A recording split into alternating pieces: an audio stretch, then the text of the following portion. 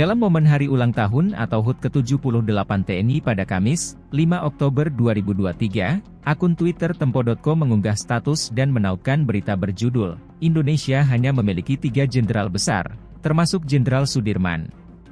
Berita tersebut mengulas tentang pangkat Jenderal Besar Tentara Nasional Indonesia, TNI, Laksamana Besar TNI, dan Marsekal Besar TNI adalah pangkat tertinggi dalam Angkatan Bersenjata Indonesia.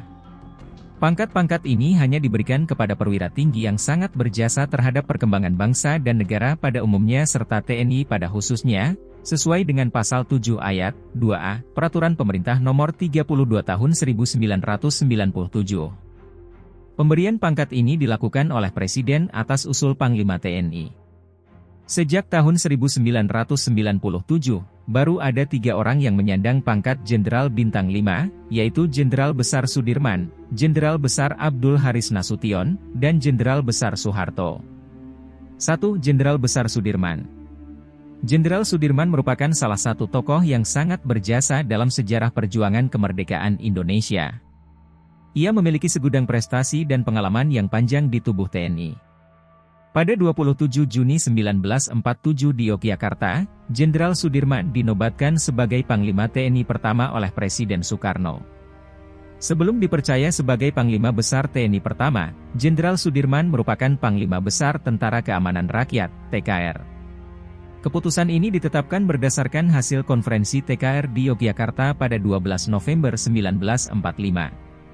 Melansir majalah Tempo edisi 12 November 2021, alasan terpilihnya Sudirman sebagai Panglima Besar bukan semata karena lulusan Akademi Militer, Akmil, melainkan lebih kepada pengalaman yang dimilikinya.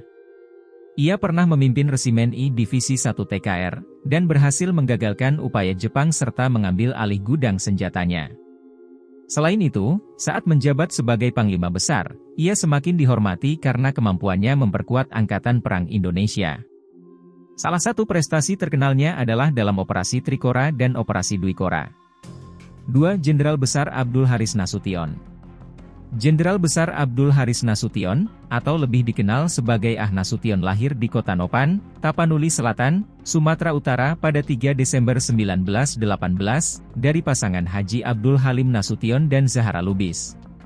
Karir militernya dimulai ketika ia mendaftar sebagai prajurit di Sekolah Perwira Cadangan yang dibentuk oleh Belanda pada tahun 1940. Selanjutnya, ia ikut dalam perjuangan melawan Jepang di Surabaya pada tahun 1942.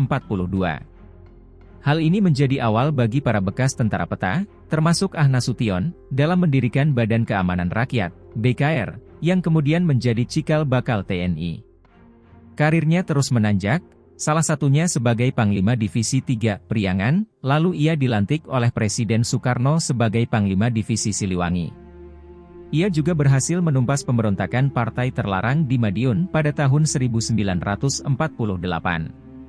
Selain itu, Ah Nasution juga dikenal sebagai penggagas taktik perang gerilya atau guerrilla warfare, yang diartikan sebagai perang rakyat.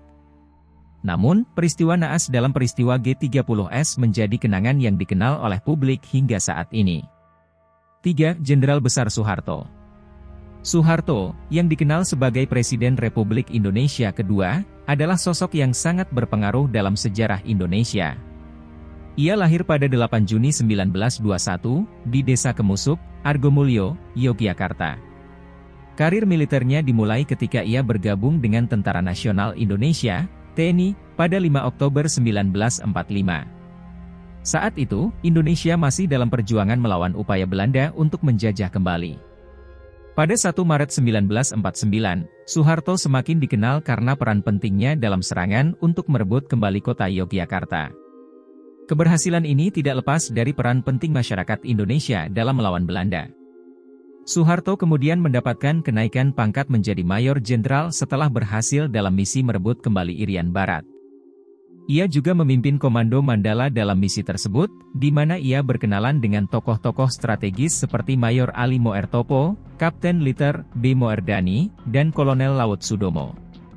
Pada tahun 1965, Indonesia mengalami perpecahan dalam Angkatan Darat, yang disebabkan oleh konflik internal terkait dengan paham Nasakom yang digagas oleh Presiden Soekarno. Peristiwa G30S pada 1 Oktober 1965 memperburuk situasi dengan penculikan dan jenderal. Ketika Presiden Soekarno mengeluarkan surat perintah 11 Maret, Super Semar, Soeharto mendapatkan kewenangan untuk mengambil tindakan guna memulihkan keamanan dan ketertiban. Sejak itu, ia menduduki jabatan Panglima Komando Pemulihan Keamanan dan Ketertiban, Kopkamtib. Pada 27 Maret 1968, Soeharto dilantik oleh Majelis Permusyawaratan Rakyat Sementara, MPRS, sebagai Presiden Republik Indonesia, menandai awal dari masa pemerintahan Orde Baru yang berlangsung selama 32 tahun. Halo, selamat berjumpa dengan saya Anika, pembaca berita podcastnews.id. Saksikan terus konten-konten menarik dari kami. Jangan lupa subscribe, like dan komen. Terima kasih.